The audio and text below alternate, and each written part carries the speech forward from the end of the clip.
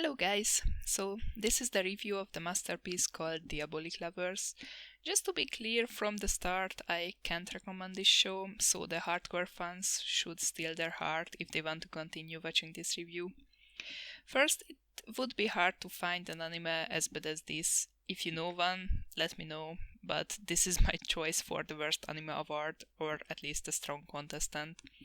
I found this masterpiece when I planned to watch every single anime with vampires in it, and after the better ones, this showed up.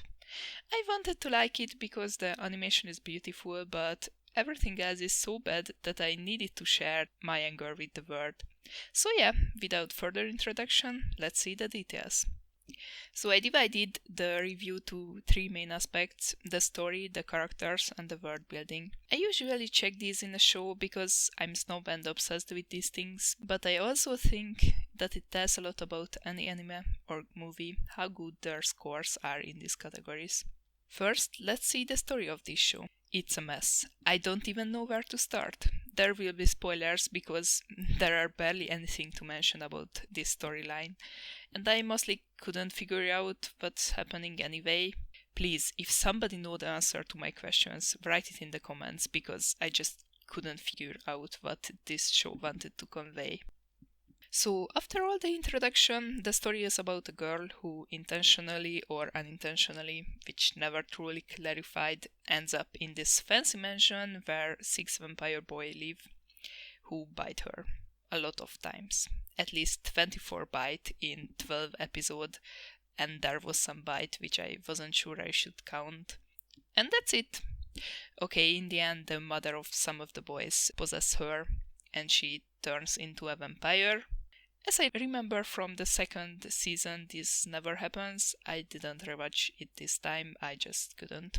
We find out things about the boys' childhood stories and the rivalry between vampires, but they are so stingy with information that nothing is clear.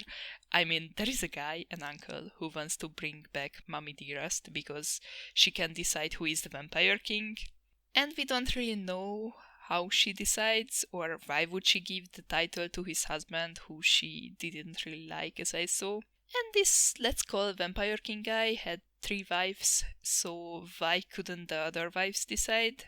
And the boys obviously didn't want Mommy back because she was the contestant in the worst Mother of the Year championship. So they bring back the annoying human girl in the end with a magic potion.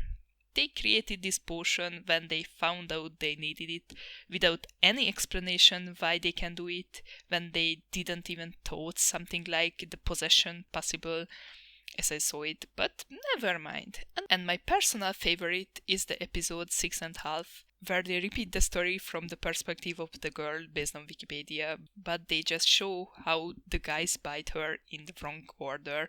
The story was confusing enough on its own. Why did you need to shuffle it? Then there is one more major problem with the story, which inspired me to create this video: the amount of blood this girl loses.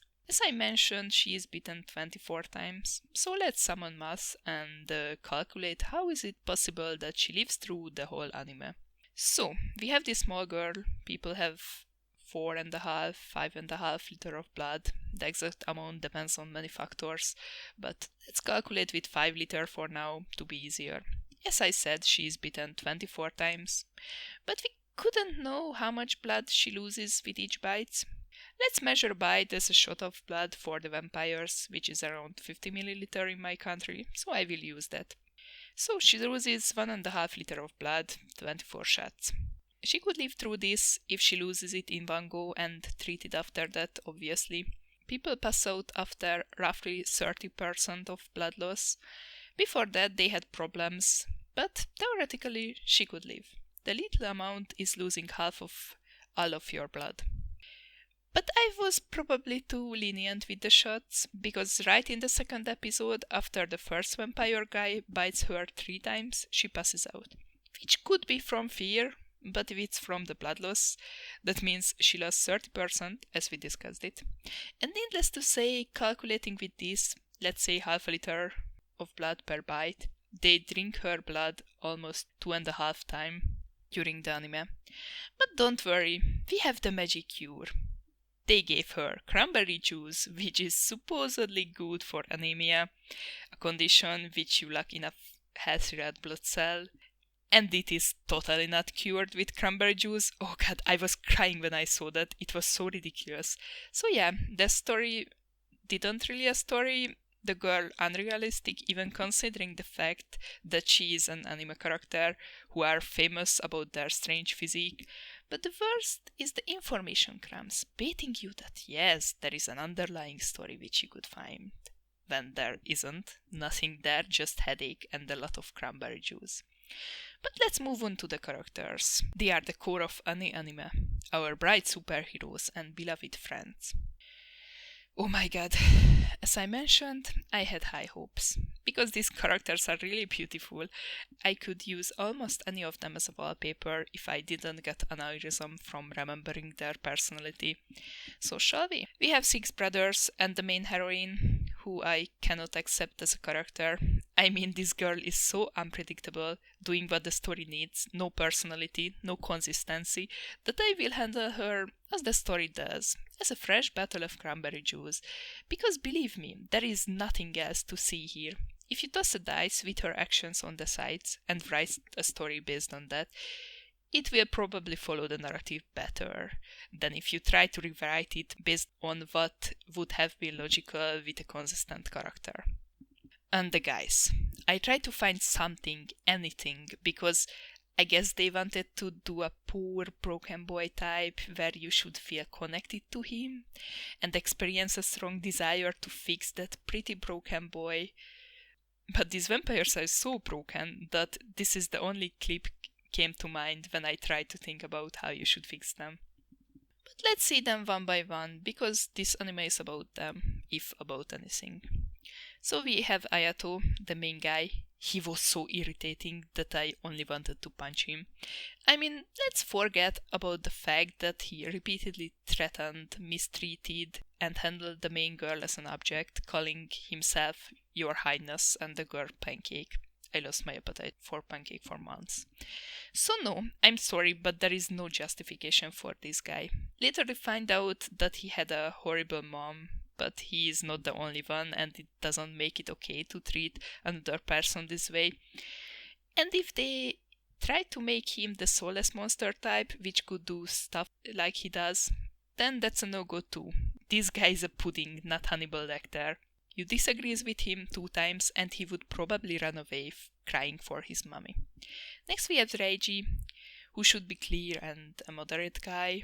And then he poisons the main girl, then gives a monologue, which would be impressive coming from a great villain, not from a possible love interest.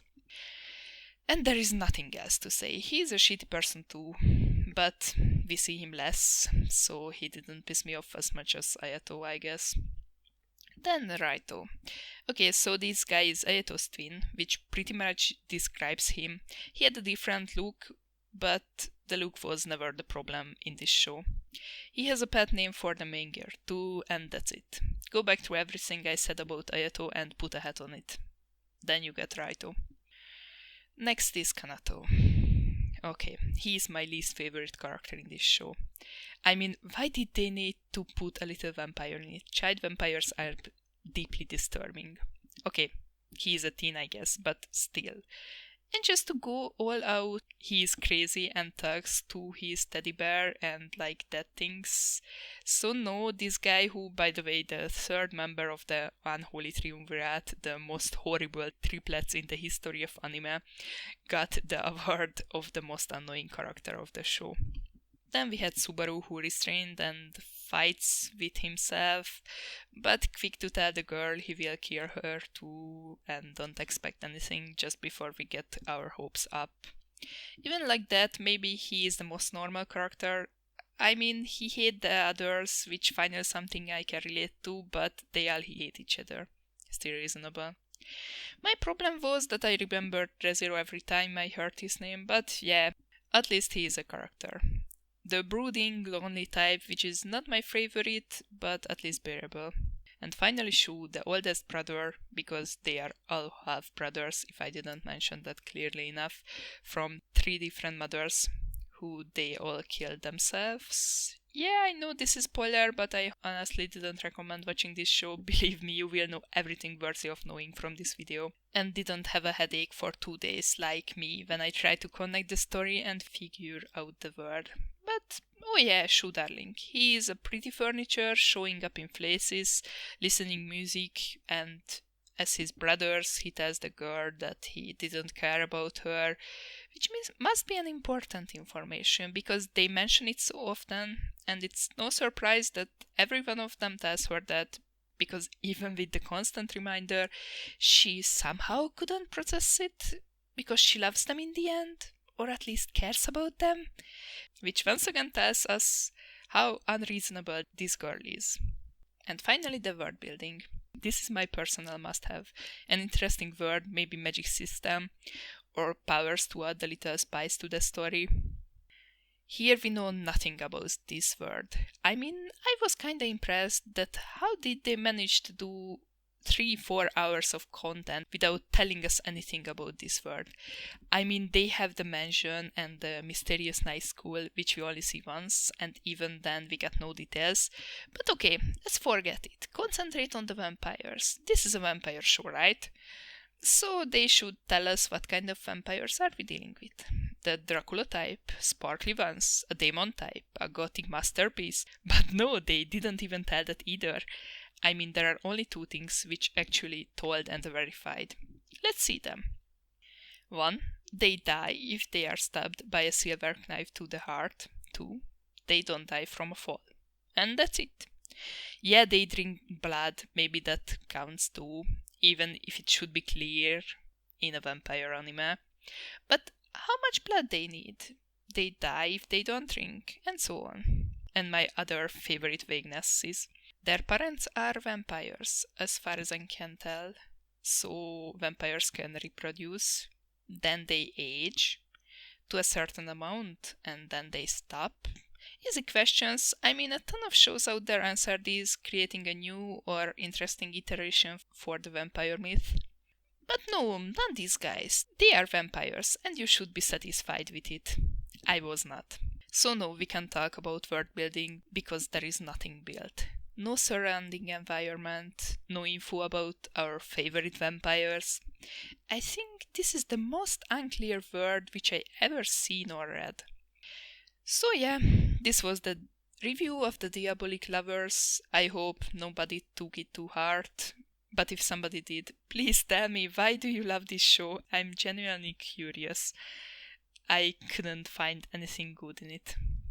I wanted to give scores based on the 3 main aspects, but all of them is minus infinity in this case, so this is just here for consistency. I plan to do more videos about better shows next time, but I have similarly shitty ones planned too, if you like to hear me rant about them. I hope you could understand this video despite my accent, and you will join me next time too. Bye guys, have a great day and a tall glass of cranberry juice for relaxing.